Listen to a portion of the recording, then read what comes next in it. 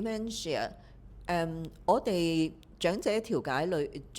解第一，我哋咧就係嗰個規條嘅最大嘅規條咧，就係我哋係要以長者為中心嘅。我哋係希望長者嘅聲音咧係可以喺調解裏邊咧就係得到發聲啦，俾人聽到啦，同埋俾人尊重嘅。咁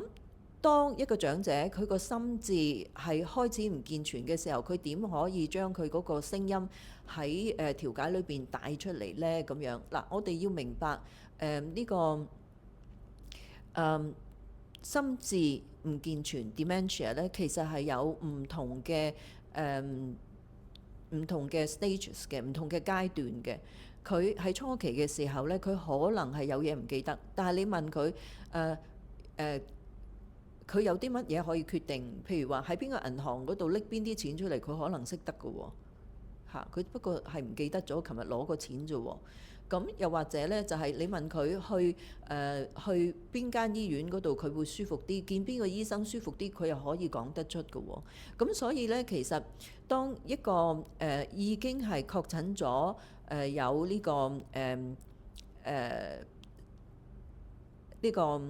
dementia 呢個腦退化呢個病症嘅時候咧，我哋要睇清楚佢其實可以做啲乜嘢。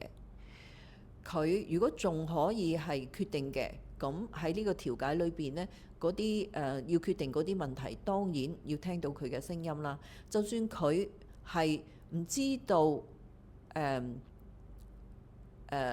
點樣去決定都好，佢可能都講得到俾你聽邊樣嘢舒服，邊樣嘢佢覺得唔舒服，咁變咗佢都係有佢嘅聲音喺度嘅。咁我哋都可以聽住佢嘅聲音呢，然之後呢，喺長者調解裏邊呢，嗰啲決定呢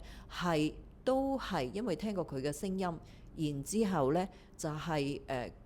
作出嗰啲呢個行動嘅計劃咁樣嘅。咁另外仲有呢，就係因為有呢個心智障礙呢個問題咧，長者調解咧喺呢個過程嗰個設計方面咧，我哋就要好小心啦。我哋要知道咧，就係長者個能力去到邊啊？佢喺邊個一日邊個時段佢係特別即係精靈啲嘅？佢喺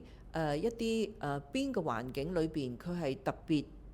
係肯講嘢嘅，譬如佢係坐喺花園嗰度會肯講嘢啲。咁如果你叫佢係坐喺對住醫生，佢就唔想講嘢嘅，都有呢啲嘅可能嘅。又或者嗰啲問題係要簡單啲嘅，又或者係要俾多啲休息嘅時間俾佢嘅。又或者咧講嘢我哋要慢啲，又或者咧我哋講嘅同時咧要有一張紙寫低嗰啲嘢，佢可能仲可以睇到啲字嘅。總之係要喺方便佢理解成個調解嗰個過程裏邊嗰啲內容講緊乜嘢嘅情況底下咧，去協助佢可以發聲。咁呢一個其實對我哋長者調解嗰個